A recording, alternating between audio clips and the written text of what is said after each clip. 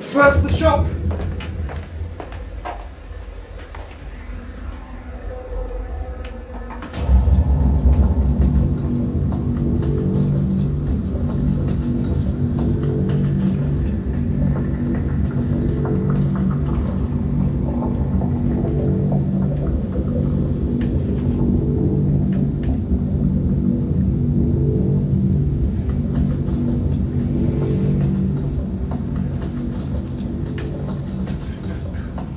It was a hole-in-the-wall affair and I was little, I enjoyed it tremendously. It was lively, it was lit up at night. I saw and heard so much. I could help here and there and be useful. I marvelled at how you solved things, how you managed people, how funny you were. You resolved doubts at once. You knew which parcels to make up, which crates to unpack. And it was all such excellent theatre and not the worst of schools. Thank you.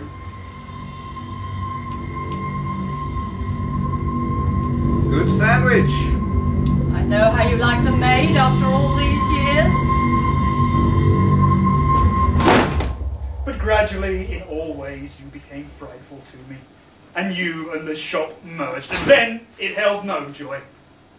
And so from you came my sympathy for the underdog. An opera, too, has a preference for the company of the poor, which you don't understand and which makes you mad when she sits with serving girls and the like. Yet, you attribute my dislike of your shop and all your work to a lack of business sense and a head full of higher ideas. But if higher ideas had been responsible for me avoiding your shop, then I wouldn't have remained quiet and fearful throughout my years at school and university until I ended up as an office desk. Do you think I'm happy in the shop? There are photographs of you in Francenspad, looking big and jolly amongst the small and surly characters around you. Just like a king on his travels. Like a king? I'm a wholesaler and a retailer of fashion accessories, knickknacks, ribbons, silk, cottons. I don't know this father of yours. You've transformed him into something monstrous. You just want to dig a ditch between yourself and your family. And perhaps my attitude toward people outside the family has suffered due to your influence. You are deluded if you believe towards other people I'm loving and loyal, and towards you and the rest of the family I'm cold and treacherous. Oh, I might be half right. It was before you that I lost my self-respect and gained a boundless sense of guilt. Yet I couldn't suddenly just change when I was with other people. Indeed, with other people, I felt even more guilty due to your attitude towards them. You exaggerate. You have a marvellous talent for it. You take a little thing and drive on and on and on and on and on and on and on and on and on and on and on and on. Equally slight was the chance of us sharing our lives together as Jews! What sort of religion did I get from you? The best. As a child, you reproached me for not going enough to temple, for not fasting and so on. I thought I had injured you, not me, through this. And I felt guilty. Okay. Guilt and exaggeration are your two special talents. If they were Olympic sports, you'd have gold medals. Your religion meant nothing to you. I couldn't suddenly just turn this nothing into a faith. For me, it was truly nothing. A joke. Not even a joke. No! You went to temple 4 times a year, and you were indifferent.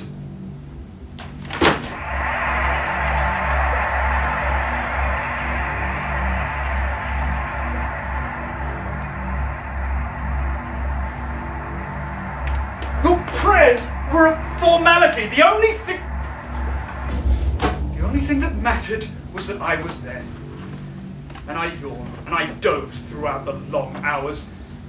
Only dance lessons have ever matched the temple for boredom. And I look forward to the small distractions, such as when the Ark of the Covenant was opened, which reminded me of the little box in the shooting gallery, whose doors opened when one hit the bullseye. But there, interesting things could be found. Here there were some old puppets without heads. My God. And at home, it was worse. Passover was reduced to a comedy, with shrieks of laughter, due to the influence of your growing children. And why did you submit to this influence? Because you created it. Sorry I'm no rabbi. Sorry I'm me. Your faith and life are based on the belief that opinions held by a certain Jewish class are absolutely true. And as these opinions are a part of your nature, faith for you means believing in yourself. And wouldn't you be happier if you believed in yourself? And there was still enough Jewishness left for you. But as a hand-me-down, it didn't serve the child. It all got lost when you tried to pass it on. But in your eyes, I was being stubborn. And you raged. You would make any father rage, including yourself if you were your own father. Someone must have maligned Herman Kafka because he was arrested one morning without having done anything wrong. No arrest and no trial. Trial, judgment, execution. I only want to better a complete misunderstanding. Lawyer and son. Burn him. Burn him!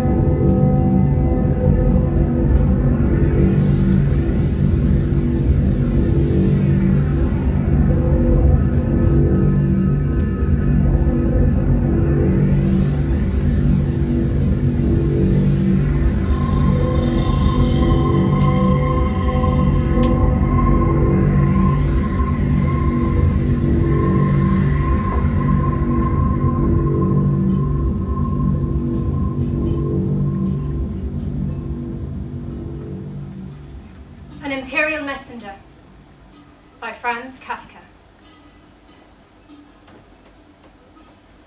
They say the Emperor, from his deathbed, has sent you, a most lowly, distant subject, a message.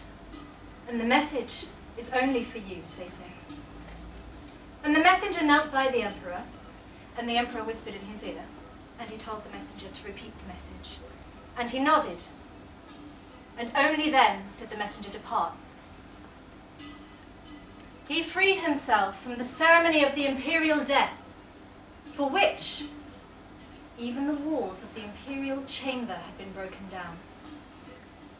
And he went past the chamberlains to the first staircase. He swam through the crowd, a mighty swimmer, who with his great arms pushed people aside, and for stamina he had no equal. And on his chest he wore the imperial mark, and no one opposed him.